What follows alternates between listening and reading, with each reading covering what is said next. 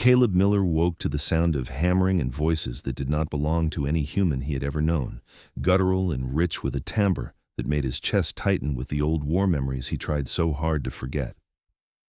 He lay still in his bed for a moment, the early morning light filtering through the gaps in his shutters, painting stripes across the rough-hewn floorboards of his small farmhouse. The sounds continued, wood striking wood, the creak of branches being bent, low murmurs in a language that clicked and rolled like stones in a river. Kaleb threw off his thin blanket and moved to the window, his bare feet silent on the cool floor. What he saw made his breath catch in his throat. Across his land, scattered like mushrooms after a rain, stood at least 24 crude huts. They were constructed from branches, canvas scraps, and whatever materials the builders could scavenge, patchwork shelters that spoke of desperation and speed, and moving among them were orcs. Green-skinned figures, some tall and broad-shouldered, others smaller, all of them moving with the exhausted determination of people who had nowhere else to go. Kaleb's first instinct was the one the army had drilled into him for 5 years: reach for the rifle, secure the perimeter, eliminate the threat.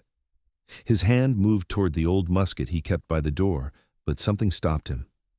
Maybe it was the sight of a small orc child, no more than 6 or 7 by the look of her, carrying an armful of sticks nearly as tall as she was.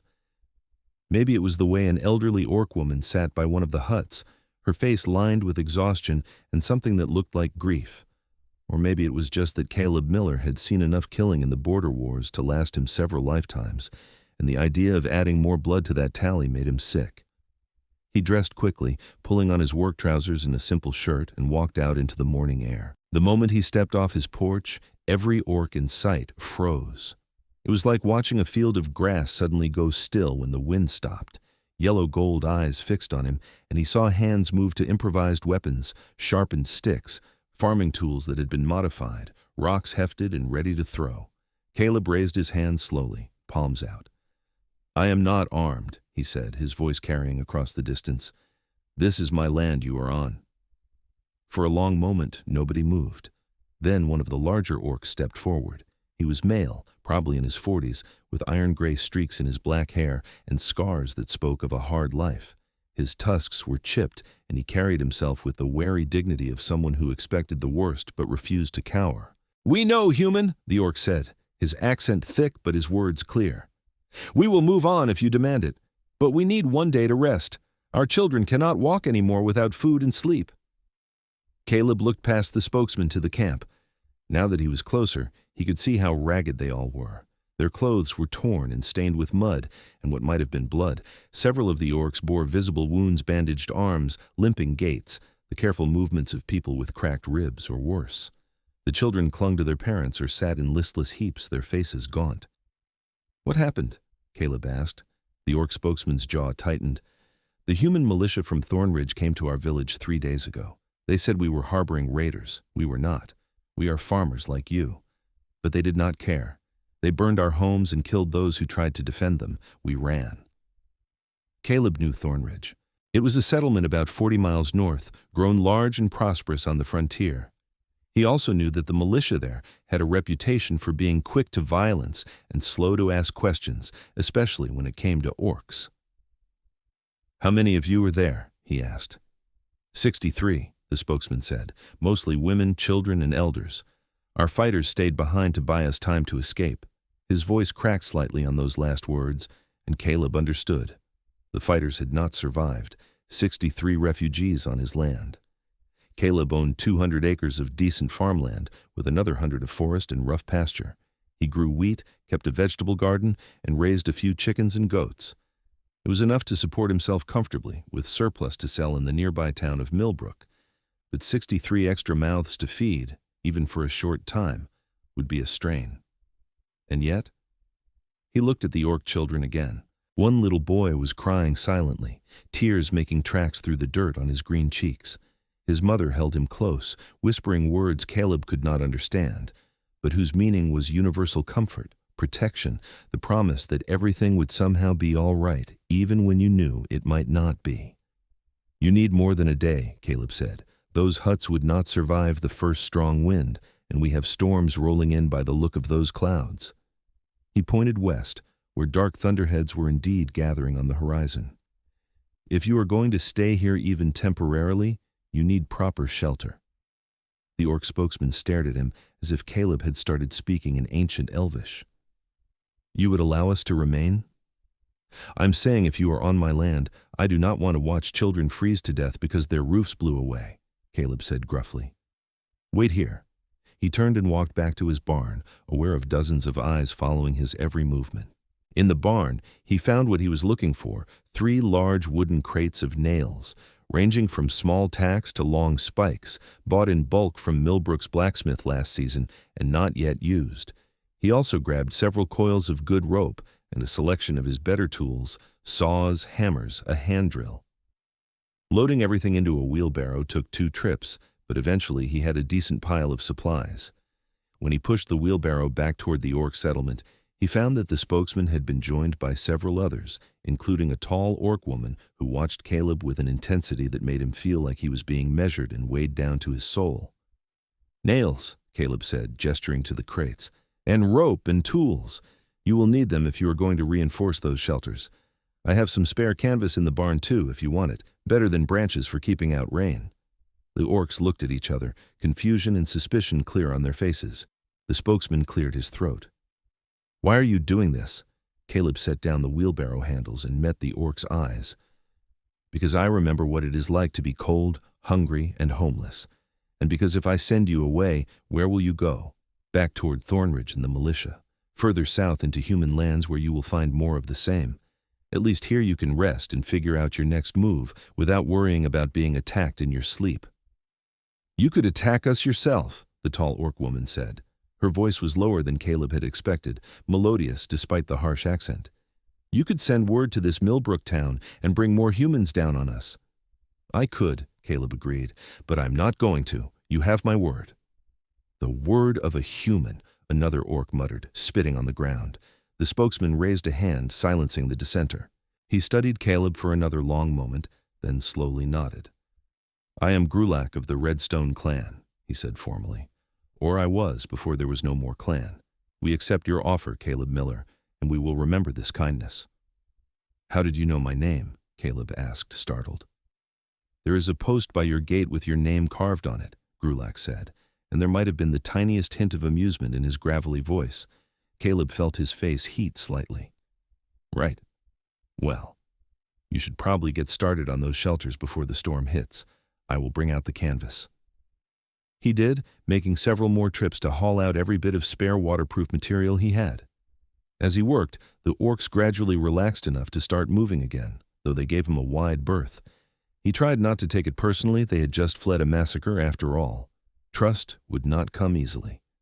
By midday, the camp was a hive of activity. The orcs worked with impressive efficiency, tearing down the flimsiest of their overnight shelters and rebuilding them with proper materials. Kaleb found himself drawn into the work almost by accident. He showed one group how to properly sink support posts so they would not wobble, demonstrated to another how to layer canvas so water would run off instead of pooling, and helped a third group construct a communal fire pit using stones from his northern field. That was when he first spoke directly to the tall orc woman who had questioned him earlier. She was directing the construction of several of the larger shelters, her voice firm and her instructions clear.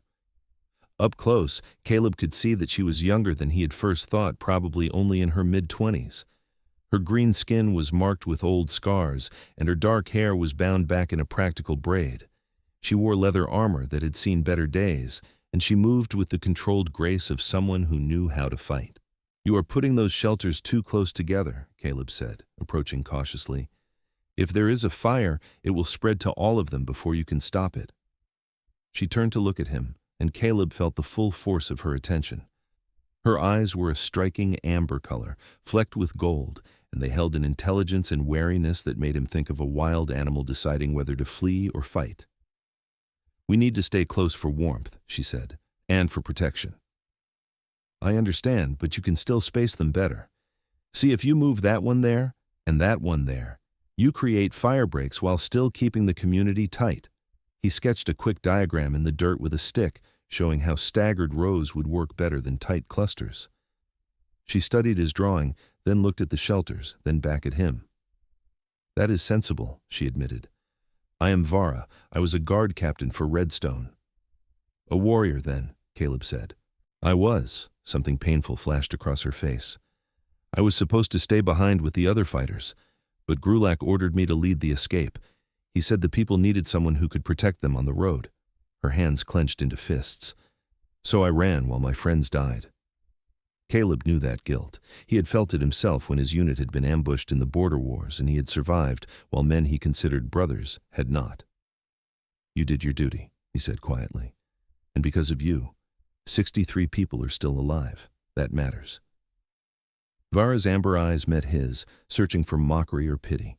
Finding neither, she gave him a short nod. "Perhaps. I will move the shelters as you suggest." The storm hit in the late afternoon, rolling in with dramatic speed.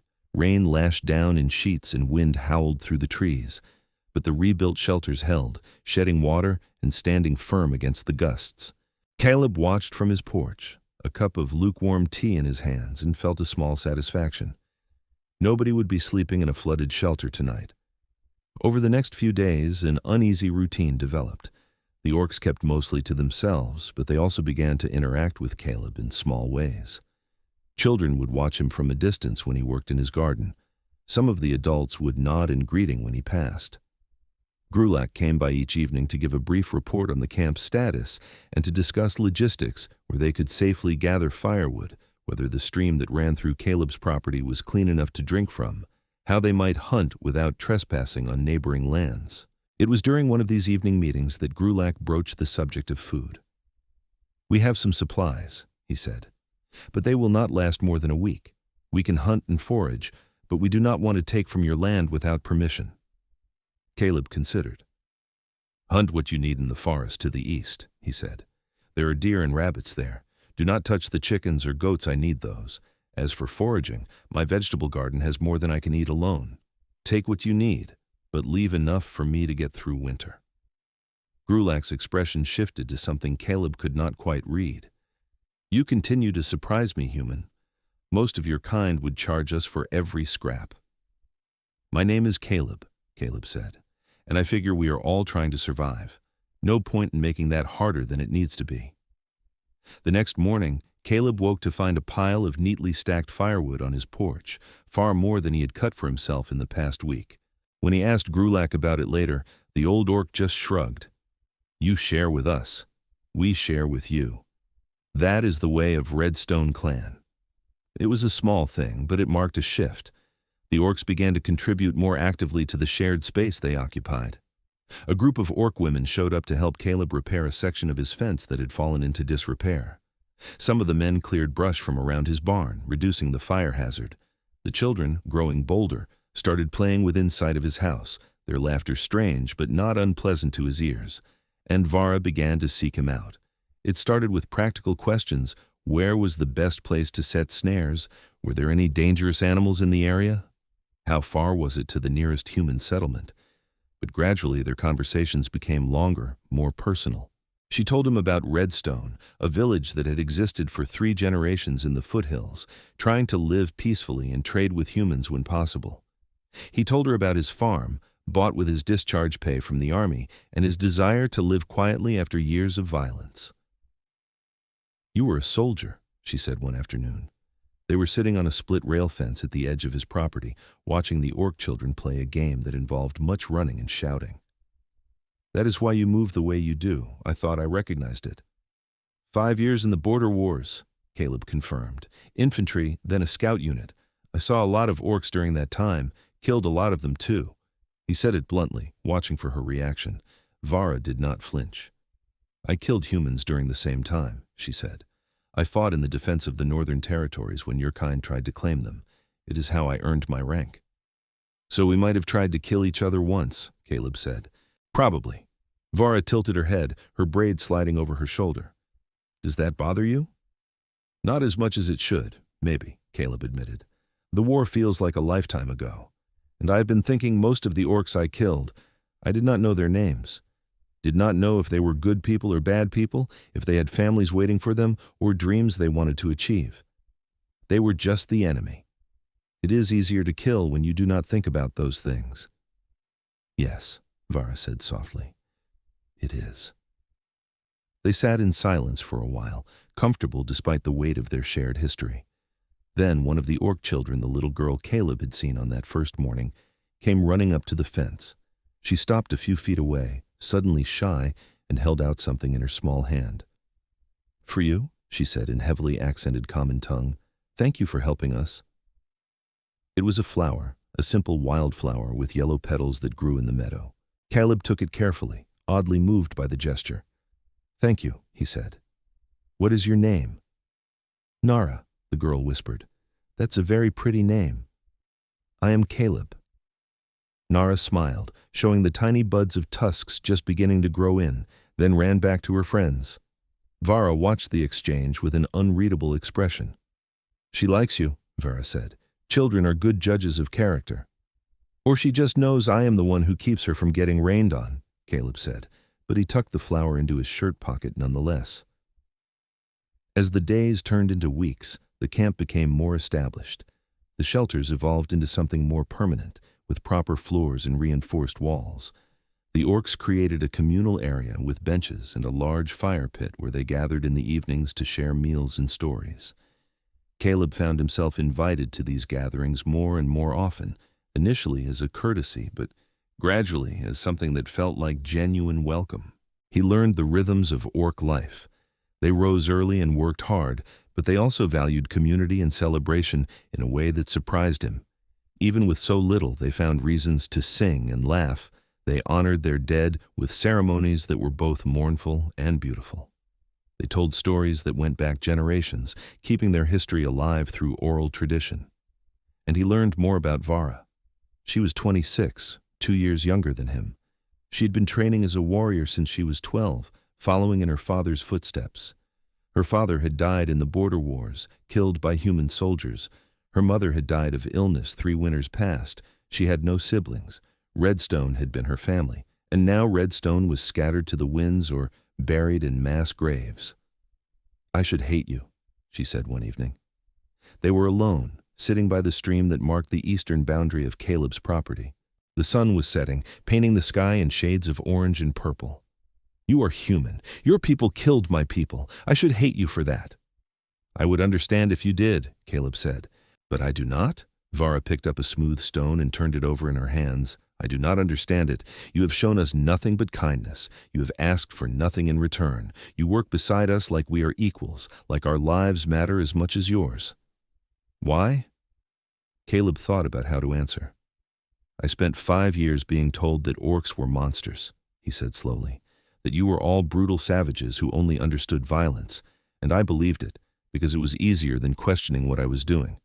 But then the war ended, and I came home. And I realized that all those orcs I had killed, they had probably been people just like these ones. Just like you, trying to protect their homes and their families from what they saw as invaders. He paused, gathering his thoughts. I cannot change what I did during the war.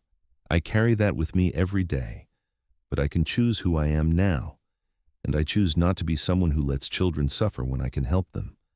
I choose not to be someone who sees a person in need and turns away because they have green skin instead of pale skin like mine. Vara was quiet for a long moment. Then she reached out and placed her hand over his where it rested on the grass between them. Her skin was warm, slightly rougher than human skin, and the touch sent a jolt through Kaleb's entire body. You are a good man, Kaleb Miller, she said, better than I thought any human could be. They sat like that until the stars came out, hands touching, neither quite willing to break the contact or acknowledge what it might mean. The first real crisis came a month into the orcs' stay. Kaleb had gone into Millbrook to sell some produce and buy supplies, something he did every few weeks.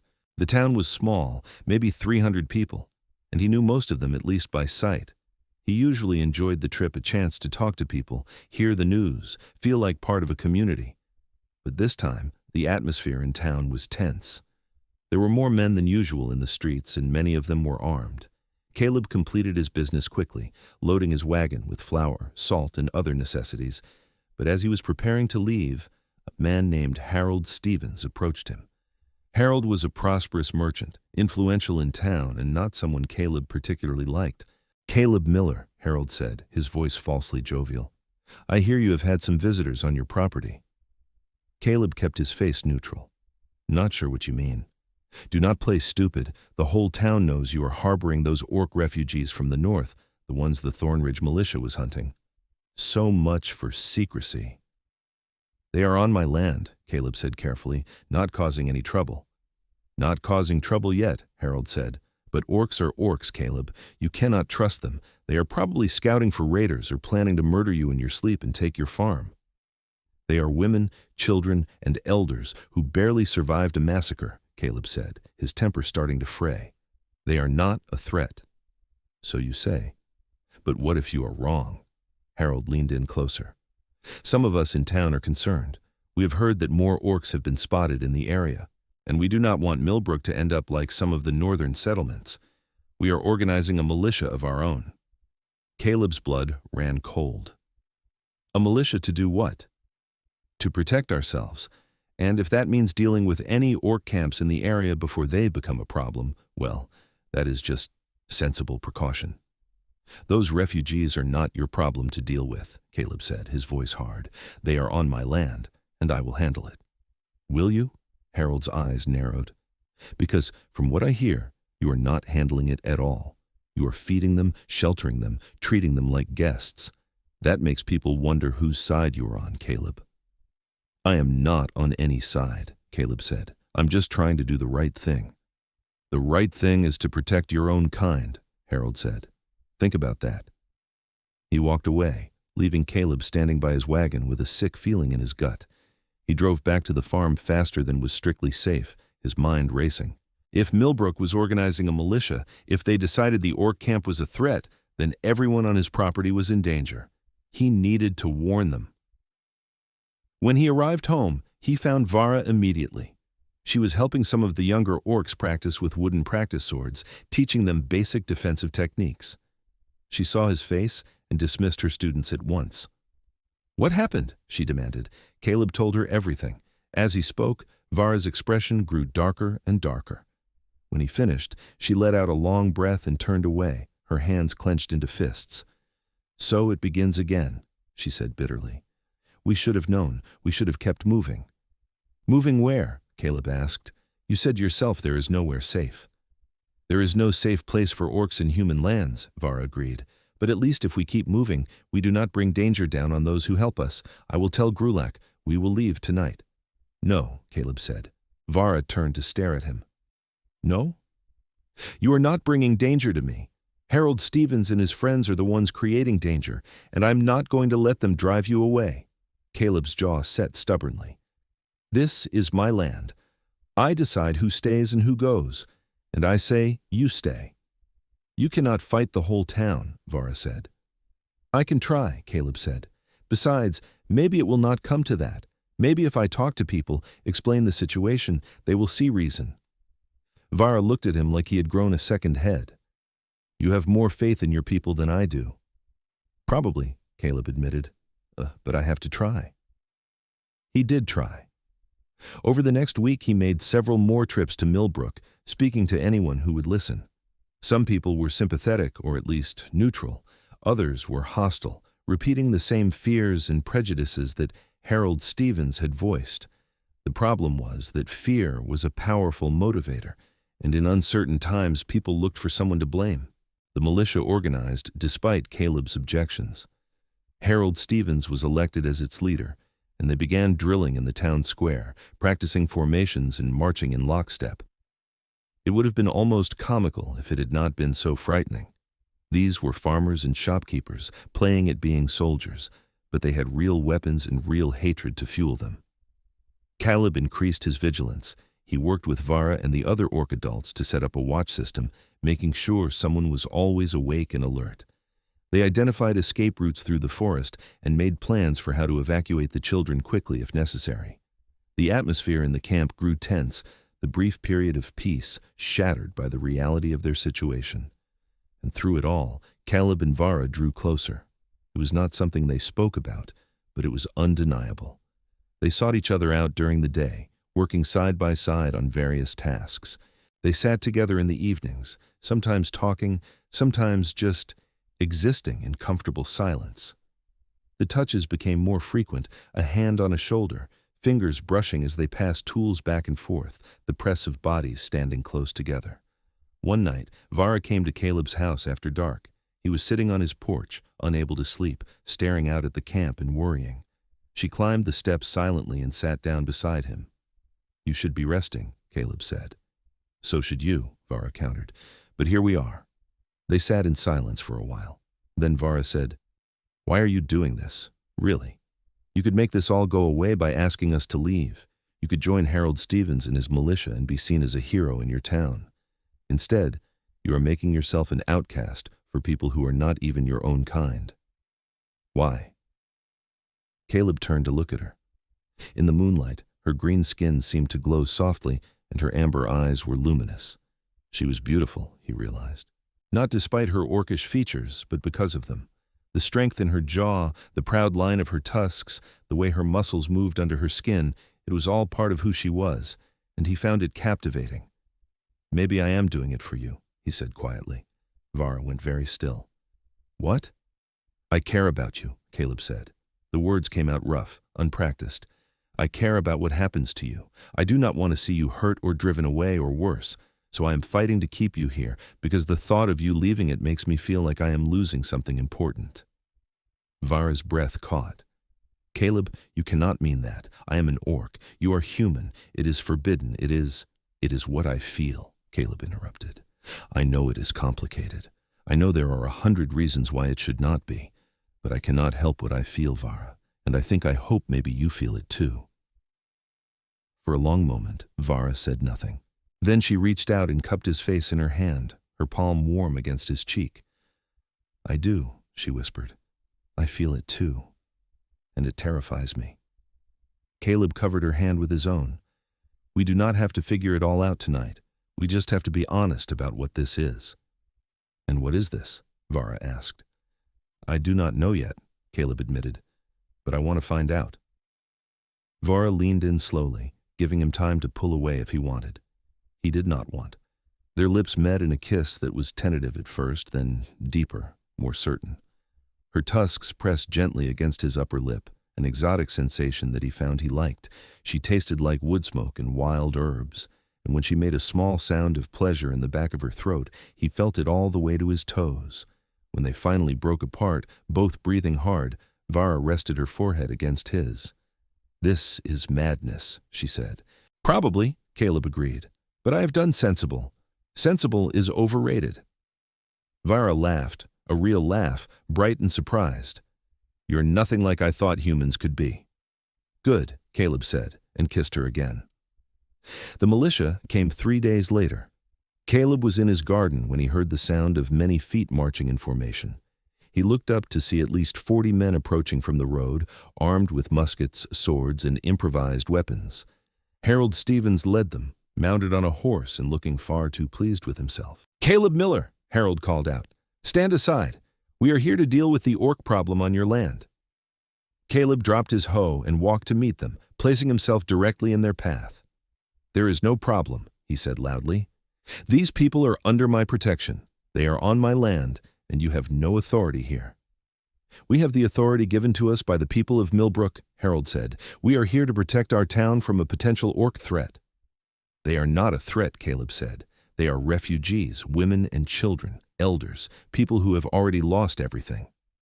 "So you say," Harold replied, "but we cannot take that chance. Now move aside or we will move you." Kaleb did not move. "You will have to go through me." Behind him, he heard movement. He glanced back to see that Vara and many of the other orcs had emerged from the camp. They were armed with whatever weapons they had, mostly hunting tools and practice weapons, nothing that would stand up to muskets in open combat. Vara stepped up beside him, her jaw set and her amber eyes blazing. "If you attack us, many of you will die," she said. "We do not want this fight, but we will not go quietly to slaughter." The militia shifted uneasily. These were not trained soldiers. They were townspeople who had probably never seen real combat, and the reality of what they were contemplating was starting to sink in. This is your last chance, Harold said, but there was uncertainty in his voice now. Move aside. No, Kaleb said. A tense silence fell. The two groups faced each other across 30 feet of grass, weapons raised, everyone waiting for someone to make the first move. Kaleb's heart was pounding so hard he could hear it in his ears. This was going to turn into a bloodbath, and there was nothing he could do to stop it. Then a new voice cut through the tension. What in the name of all that is holy is going on here? Everyone turned to see a woman riding toward them on a gray horse. She was older, maybe 60, with iron gray hair pulled back in a severe bun and a face that suggested she did not tolerate foolishness. Kaleb recognized her Margaret Vance, the mayor of Millbrook, and a force to be reckoned with in local politics. Mayor Vance, Harold said, and he suddenly looked less confident. We are dealing with a situation. A situation, Margaret repeated flatly. She dismounted and walked forward, her sharp eyes taking in the militia, the armed orcs, and Kaleb standing between them. It looks to me like you are about to start a war on private property without the knowledge or consent of the town council. We were acting to protect Millbrook, Harold blustered, by attacking people who have not committed any crimes and who are living on land that is not yours. That is not protection, Harold. That is aggression, and I will not have it associated with my town. Margaret turned to Kaleb. Are these orcs causing problems? No, madam, Kaleb said. They are living peacefully, causing no trouble. And you are allowing them on your property voluntarily? Yes, madam. Margaret nodded slowly, then turned to Vara. And you? What are your intentions?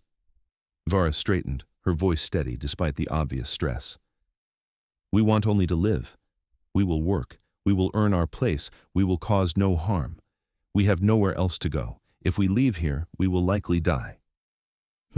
Margaret studied Vara for a long moment. I fought in the border wars myself, she said finally. Did you know that? I was a medic. I saw what happens when violence becomes the only answer. I saw good people on both sides die for no good reason. She turned back to the militia. I also know that fear makes people do stupid things. But I will not let this town become the kind of place that massacres refugees because we are afraid of our own shadows. But Mayor, Harold started. Quiet, Harold.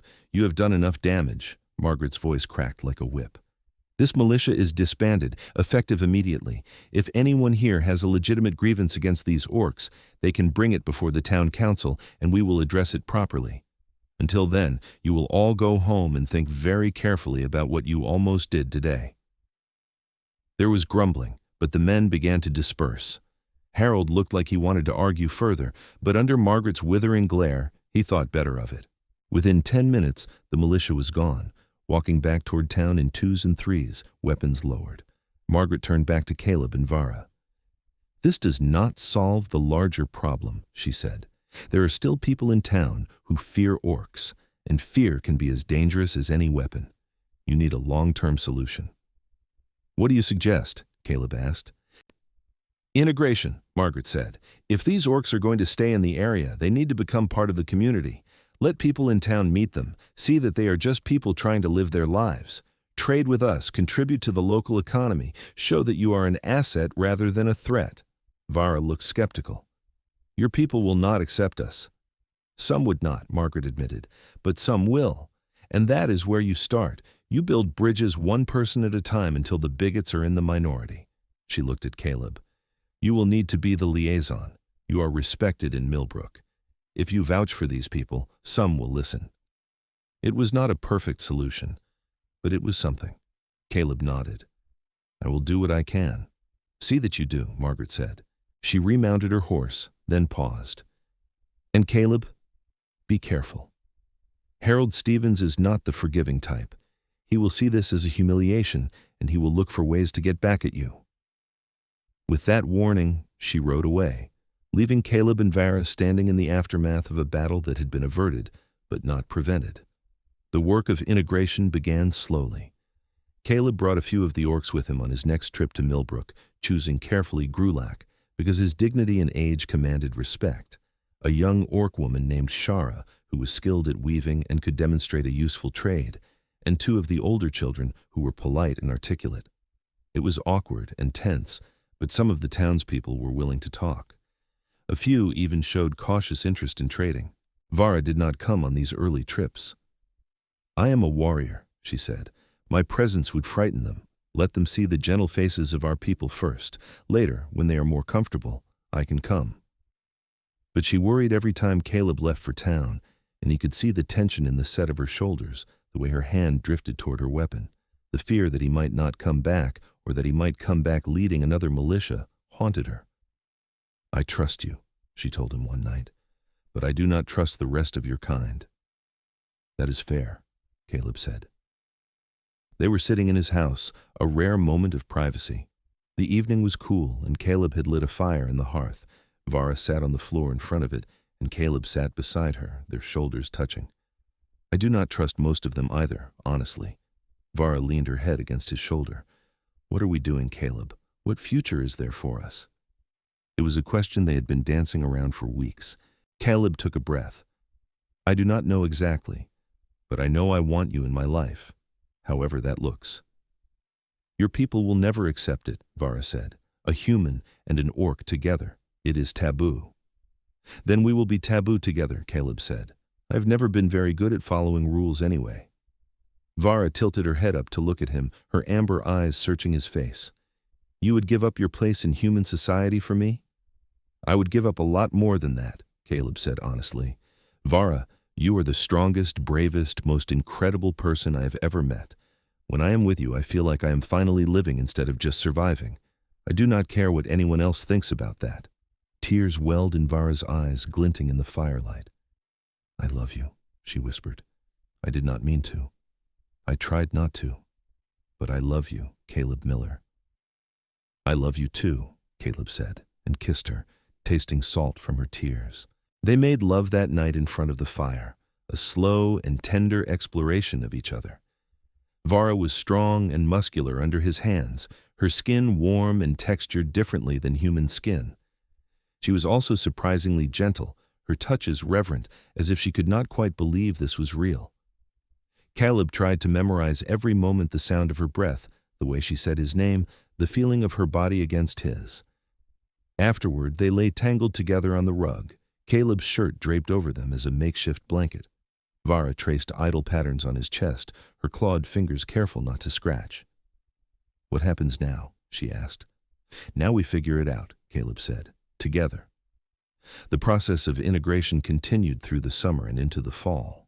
Slowly, painfully, some of the people of Millbrook began to accept the orc presence. It helped that the orcs proved to be skilled in various trades. Shara's woven goods were beautiful and sturdy, and she began to receive commissions. A pair of orc men turned out to be excellent carpenters and were hired to help with several building projects in town.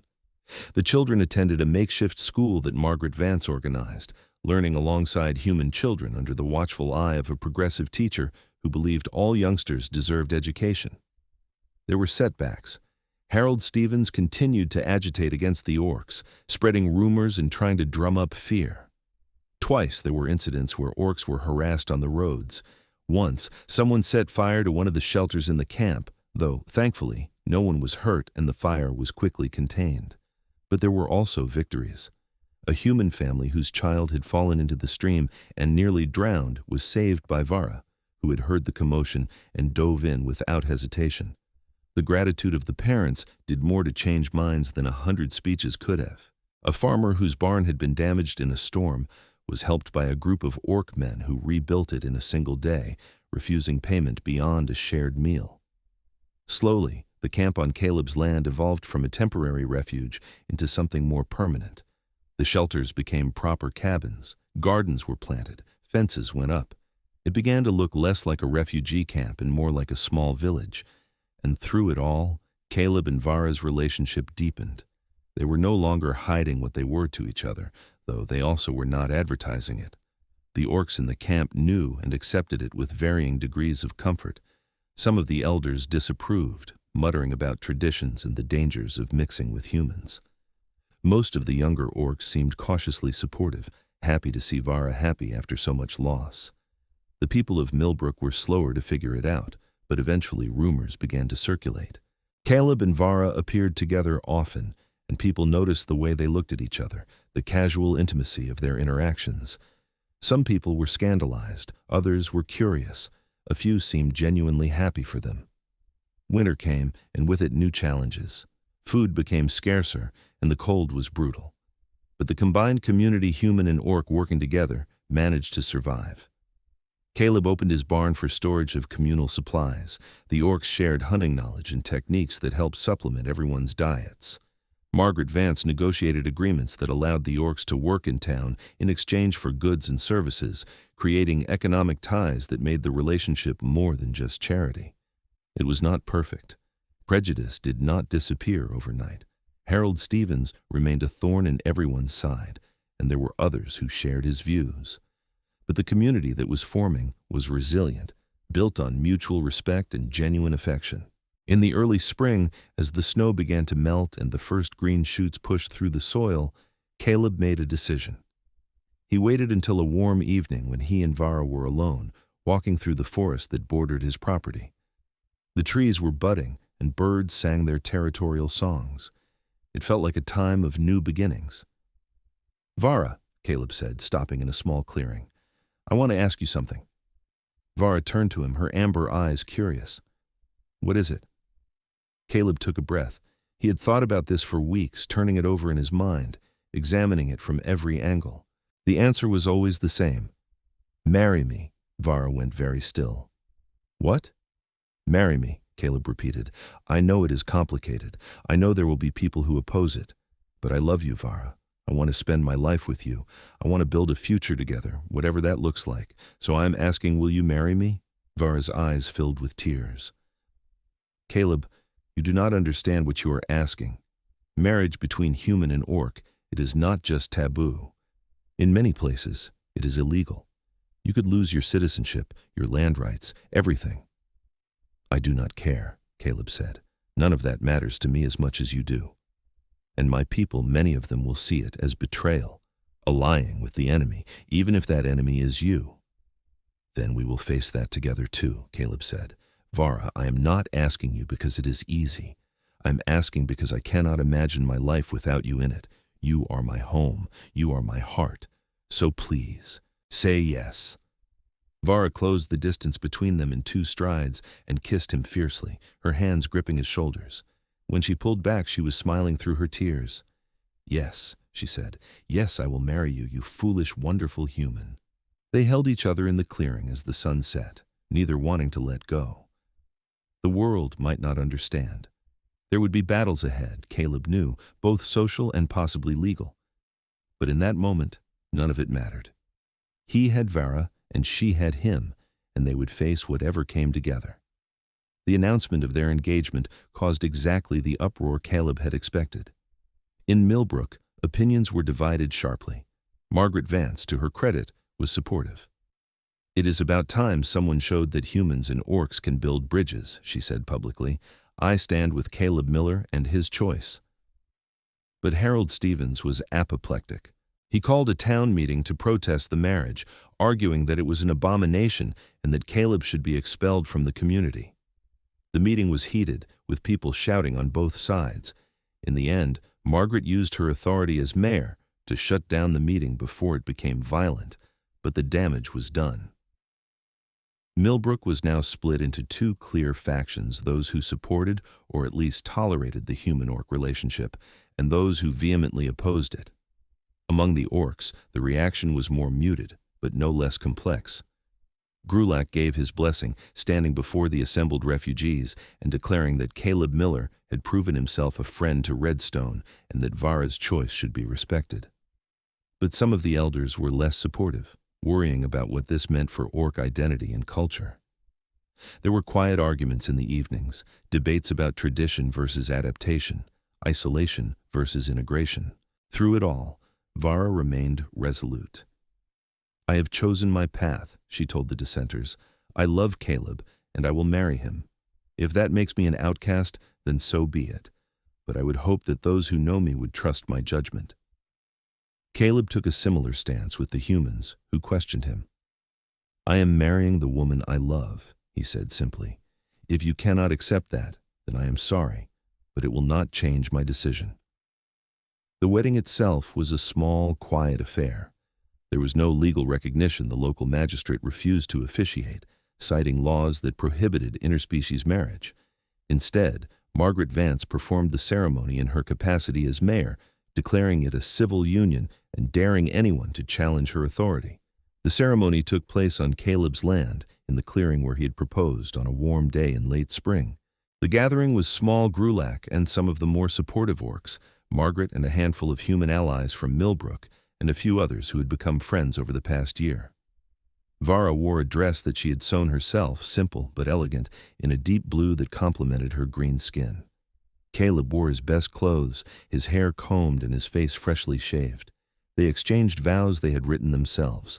Kaleb promised to stand by Vara through whatever challenges came, to honor her strength and cherish her heart, to build a life with her that was worthy of the sacrifices they had both made.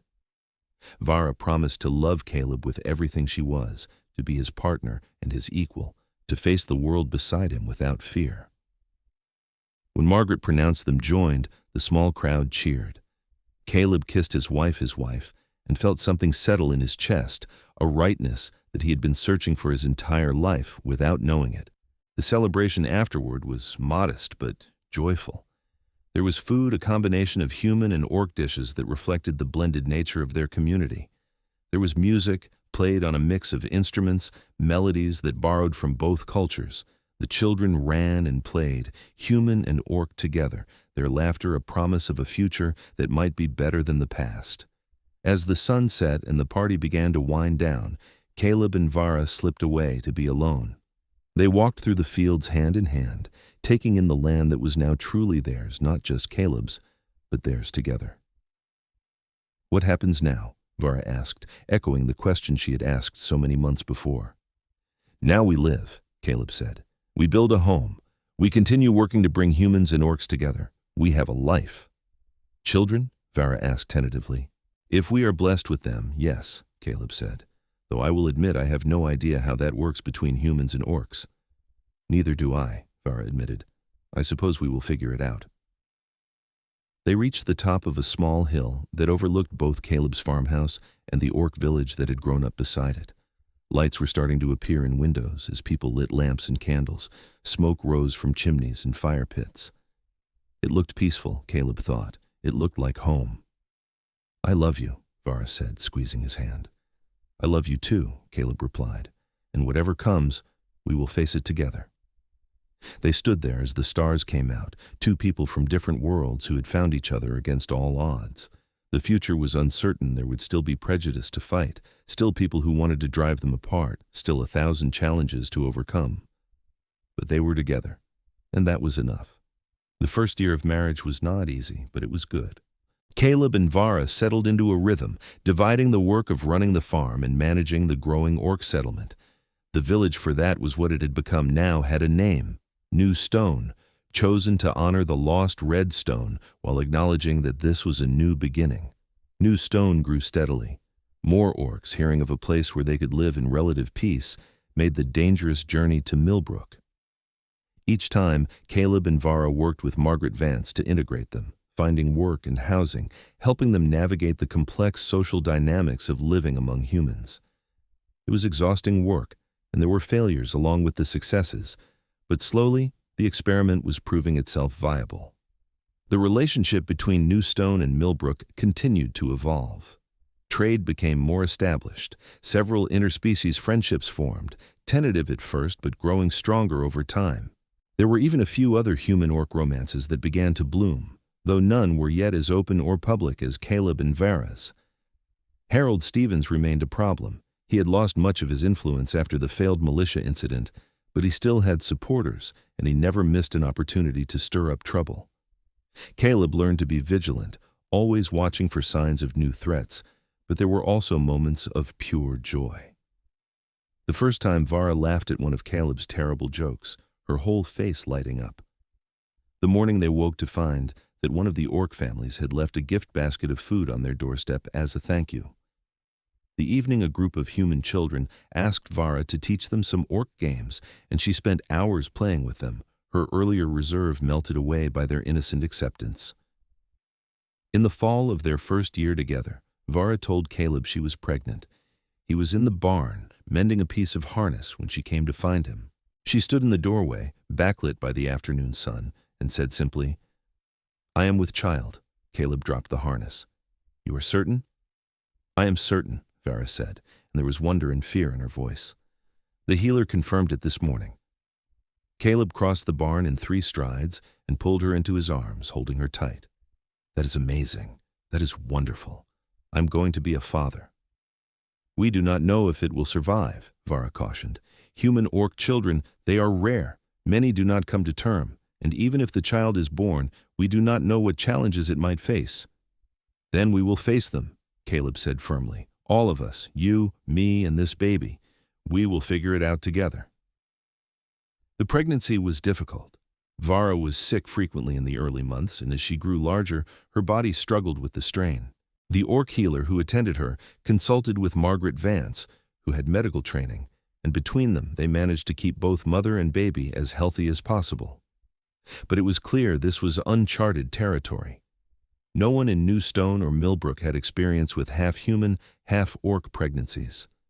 Kaleb did everything he could to support Vara. He took over her share of the heavy work, insisted she rest when she was tired, and sat with her during the long nights when she could not sleep because of discomfort or worry. He read to her, talked to her belly, and promised their unborn child that it would be loved and protected no matter what. The baby came in the early spring, almost exactly a year after Kaleb and Vara's wedding. The labor was long and hard, and there were moments when Kaleb feared he would lose both of them. But Vara was as strong as she had always been, and with the help of the healer and Margaret Vance, she brought their child into the world. It was a girl. She had green skin a shade lighter than Vara's, with tiny tusks already visible in her gums. Her ears were pointed but smaller than a full orc's would be. Her eyes, when they opened, were a striking blue-green, unlike anything Kaleb had ever seen. She was small but healthy, with a strong cry that announced her displeasure at being born into the cold air. "She is perfect," Kaleb breathed, cradling his daughter for the first time. "She is ours," Vara said, exhausted but smiling. "What should we call her?" They had discussed names endlessly during the pregnancy, never quite settling on one. But looking at his daughter, Kaleb knew. "Kira," he said. "It means little dark one in the old tongue. Seems fitting." "Kira," Vara repeated, testing the name. "Kira Miller. Yes, that's good." The arrival of Kira marked a new phase in the relationship between humans and orcs in the area.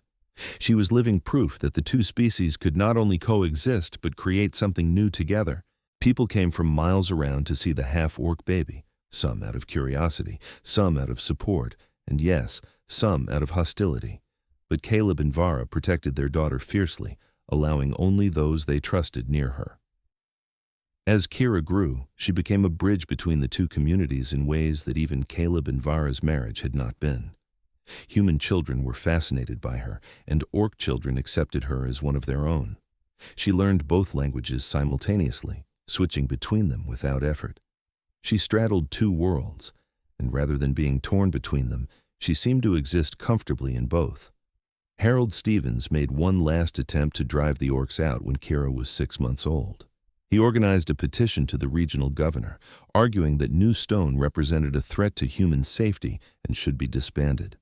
The petition gained some signatures, but it also galvanized opposition. Margaret Vance organized a counter-petition signed by even more people, arguing that New Stone was a valuable part of the region's economy and culture.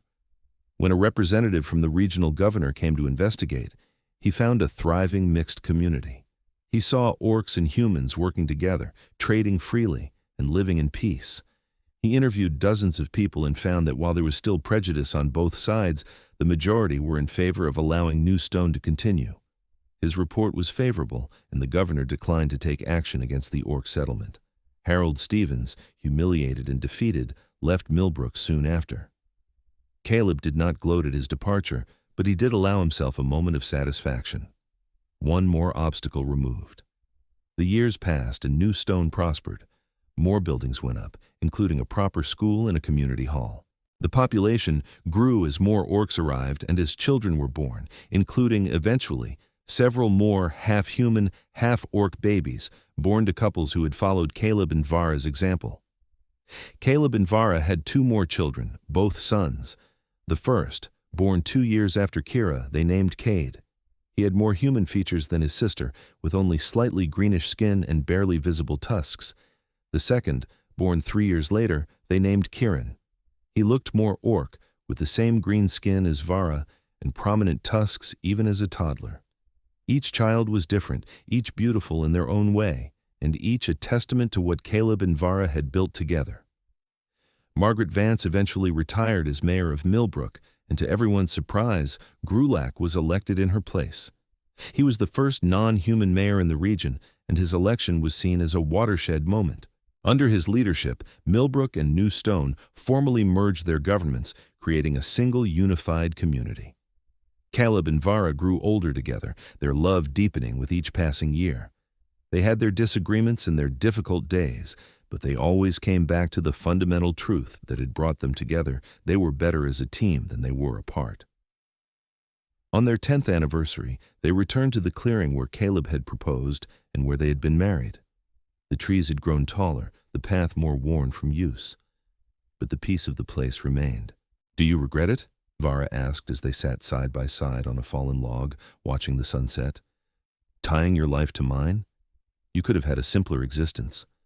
"Simpler, maybe," Kaleb said, "but not better, not fuller, not happier." He took her hand, feeling the familiar roughness of her skin, the strength in her fingers. "I have never regretted a single moment. You are the best thing that ever happened to me, Vara.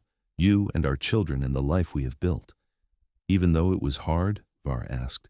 "Especially because it was hard," Kaleb said. "The easy path would have been to turn you away that first morning, to let fear and prejudice dictate my actions. But I chose the harder path, and it led me to you, to a family, to a community that is proof that humans and orcs can live together in peace." He turned to face her fully. "I would make the same choice 1,000 times over." Vara's eyes glistened with emotion. "I love you, Kaleb Miller. I have loved you since the day you brought us nails and offered us hope when we had none. I will love you until my last breath." "And I love you," Kaleb said. "My wife, my partner, the mother of my children, the strongest person I have ever known."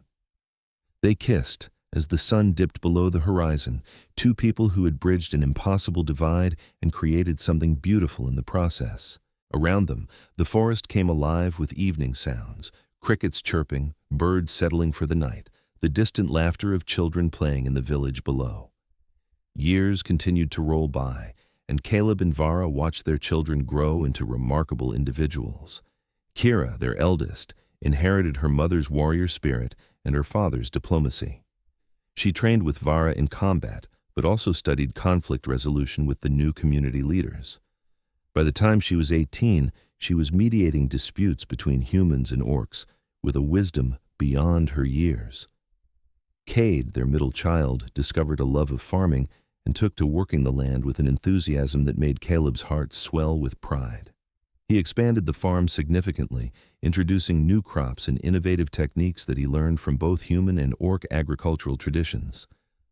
Under his management, the farm became one of the most productive in the region.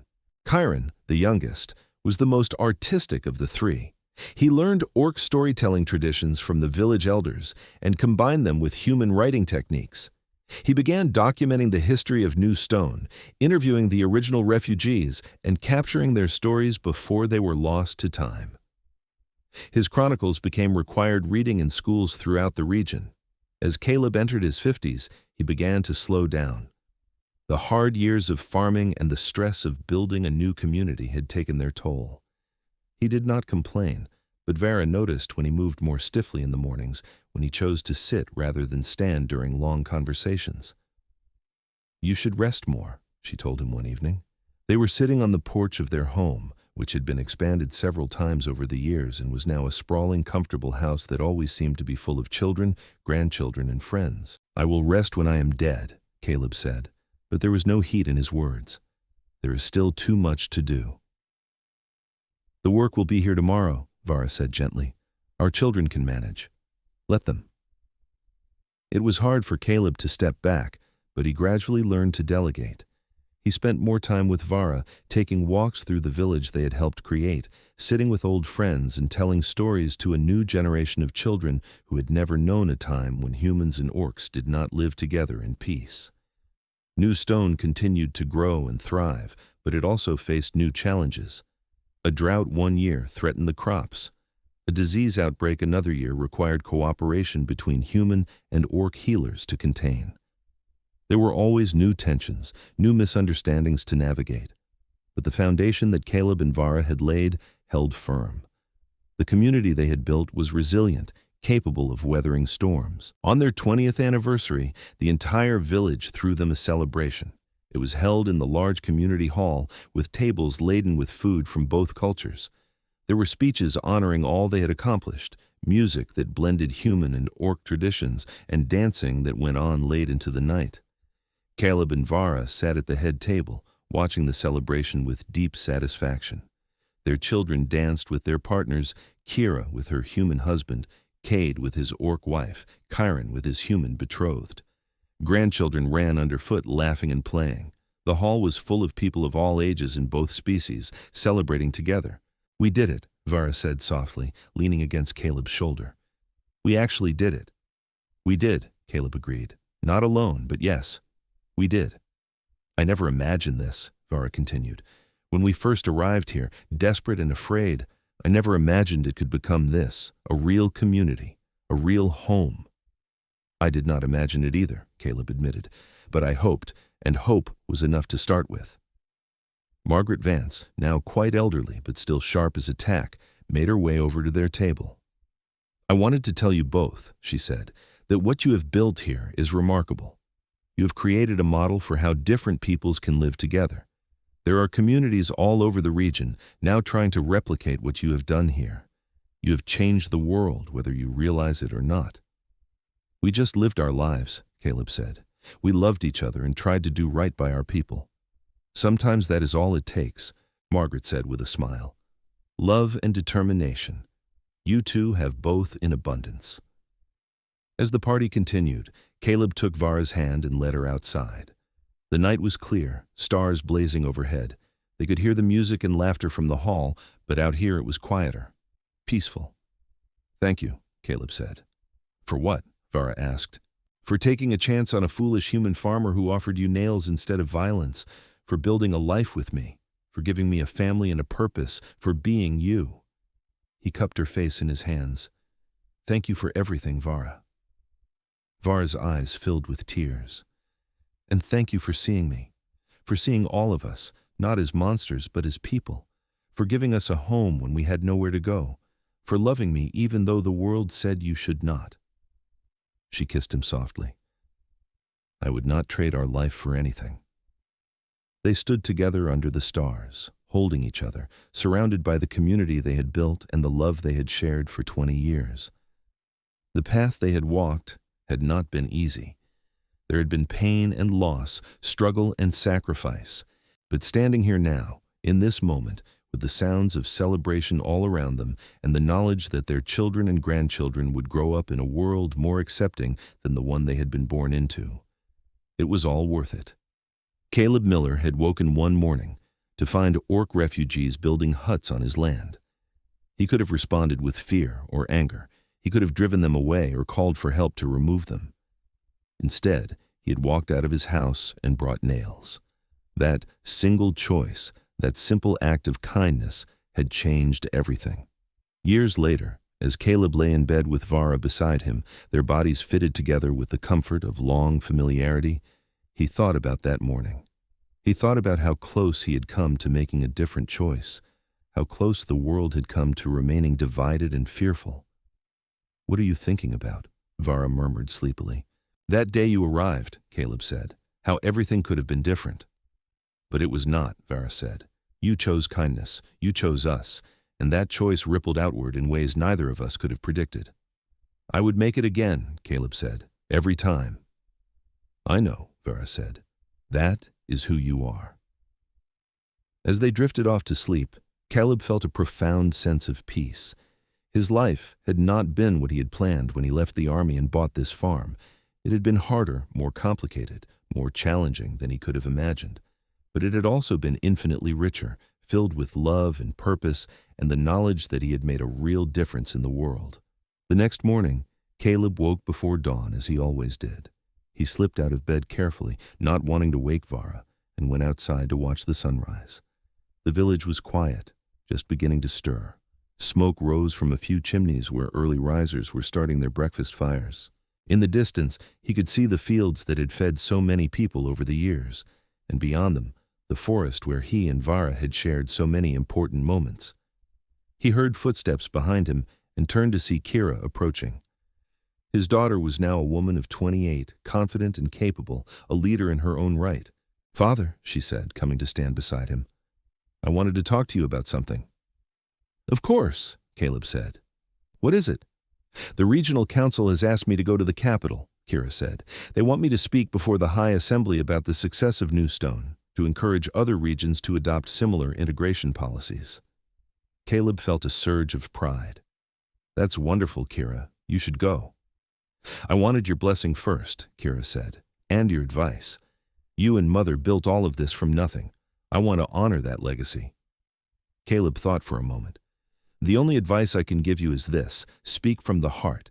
Tell them the truth that integration is not easy, that it requires sacrifice and compromise from both sides. But also tell them that it is worth it. Tell them about the community we have built here, about families like ours that cross the old boundaries. Tell them that the future does not have to be defined by the conflicts of the past." Kira nodded slowly. "I will make you proud, Father." "You already have," Kaleb said, pulling her into a hug. "Every single day."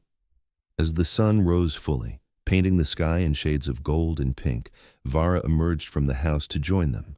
She slipped her arm through Kaleb's, and together the three of them watched the village wake up. "Another day," Vara said softly.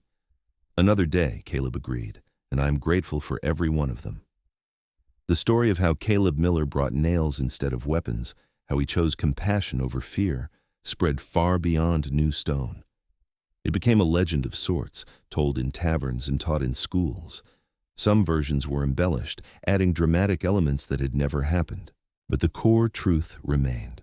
One man's choice to extend kindness to those in need had changed the course of history for thousands of people. But for Kaleb himself, the story was much simpler and much more personal. It was about falling in love with an extraordinary woman. It was about building a family and a community.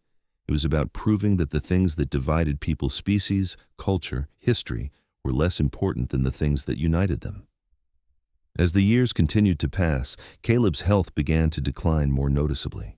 His children urged him to slow down, to rest, to let others handle the responsibilities he had carried for so long. Reluctantly, he began to agree. He handed over more and more of the farm's management to Cade, stepped back from his role in village governance, and focused on spending time with his family. His 70th birthday was marked with another grand celebration, though this one was tinged with the awareness that Kaleb's time was growing shorter. He had lived a full life, longer than many who had fought in the border wars, but mortality was catching up with him. On a warm summer evening, not long after his birthday, Kaleb felt a sharp pain in his chest. Vara was there immediately, calling for the healer, gathering their children. The healer confirmed what they all feared: Kaleb's heart was failing.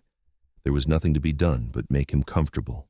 Kaleb lay in the bed he had shared with Vara for so many years, surrounded by his family. His children were there, and his grandchildren, and many of the people whose lives he had touched over the decades. Grulak came, now ancient himself, to say goodbye to the human who had changed his world. Margaret Vance, despite her own frailty, came to sit by his bedside and hold his hand. But mostly, there was Vara. She did not leave his side, holding his hand, speaking softly to him, her amber eyes bright with unshed tears. "I am not ready to let you go," she said, her voice breaking. "I know," Kaleb said weakly. "But Vara, love, we both know this was always going to end this way. Humans live shorter lives than orcs. We knew I would go first." "Knowing it and accepting it are different things," Vara said fiercely. "Listen to me," Kaleb said, gathering what strength he had left. "I have had the most extraordinary life. I found love where I least expected it. I built something that will outlive me. I got to watch our children grow into amazing people. I got to see our grandchildren born. I got to spend 3 decades waking up beside the woman I love." He paused, breathing hard. "Not everyone gets that, Vara. I am one of the lucky ones." "What will I do without you?" Vara whispered. "You will live," Kaleb said. "You will continue to guide our family and our community. You will tell our grandchildren stories about their grandfather. You will honor what we built together by keeping it strong." He squeezed her hand with what little strength he had. "And you will be happy, Vara. I need you to promise me you will find joy again, even in your grief." "I promise," Vara said, tears finally spilling down her green cheeks. "But it will be hard." "I know," Kaleb said, "but you are the strongest person I have ever known. If anyone can do it, you can." As night fell and the room grew quiet, Kaleb felt himself slipping away. He was not afraid. He could feel Vara's hand in his, could hear the breathing of his children and grandchildren around him, could sense the presence of the community he had helped create just outside his window. "I love you," he said to Vara, his voice barely a whisper. "I love you," Vara replied. "Always." Those were the last words Kaleb heard before the darkness took him, but they were enough. He died peacefully, surrounded by love, knowing that his life had mattered. The funeral was enormous. People came from all over the region to pay their respects. Humans and orcs stood side by side, united in grief and gratitude. Kaleb was buried on a hill overlooking New Stone, in a spot he had chosen himself years before. The marker was simple, bearing his name in a single line. He chose kindness. Vara stood by the grave long after the others had left, looking out at the village below. She felt hollowed out, like a part of herself had been buried with Kaleb. But she also felt something else, a determination to honor his memory by continuing the work they had started together. In the months and years that followed, Vara did exactly that. She took a more active role in village governance, working with the council to address new challenges. She trained a new generation of warriors, both human and orc, emphasizing that strength was to be used to protect, not to dominate. She told stories about Kaleb to anyone who would listen, keeping his memory alive. Kira fulfilled her mission to the capital and spoke so eloquently about New Stone that the High Assembly passed new laws protecting integrated communities and encouraging their formation. She became a recognized leader in the movement for human-orc cooperation, traveling widely and establishing new settlements. Cade expanded the farm into a thriving agricultural center, developing techniques that were taught throughout the region. He and his wife had 6 children, and the farm became a training ground for young farmers of both species. Kieran completed his chronicles and went on to write several other books exploring the history and culture of human-orc relations. His works became classics, studied by scholars and enjoyed by general readers alike. Vara lived another 20 years after Kaleb's death. She never remarried, though she had opportunities. "I had my great love," she would say when asked. "Not everyone gets one. I am grateful for what I had." When she finally died, peacefully in her sleep at the age of 76, she was buried beside Kaleb on the hill. Her marker read simply, "She chose courage." The village of New Stone continued to thrive long after both of them were gone. It became a beacon of hope, proof that old hatreds could be overcome and that different peoples could build a future together. The story of Kaleb and Vara became legend, told and retold, inspiring countless others to look beyond difference and see the shared humanity or personhood in everyone. And on warm summer evenings, when the village gathered in the community hall for celebrations, someone would inevitably tell the story of how it all began. How orc refugees had built huts on a human farmer's land overnight, and how that farmer, Kaleb Miller, had walked out into the dawn and brought nails instead of weapons. How that single choice had been the beginning of something beautiful. The children listening would ask if the story was true, and the elders would smile and say yes, it was all true. And then they would look around at the mixed community surrounding them, at the human and orc families living and laughing together, and they would know in their hearts that the story was not really over. It continued in every act of kindness, every bridge built between different peoples, every choice to see commonality instead of difference. Kaleb and Vara's legacy was not just the village they had helped create or the family they had raised. It was the idea revolutionary in its time, but now widely accepted that love and compassion were stronger than hate and fear. That it was possible to build a better world, one nail, one choice, one act of courage at a time. And in the end, that was the truest measure of a life well lived.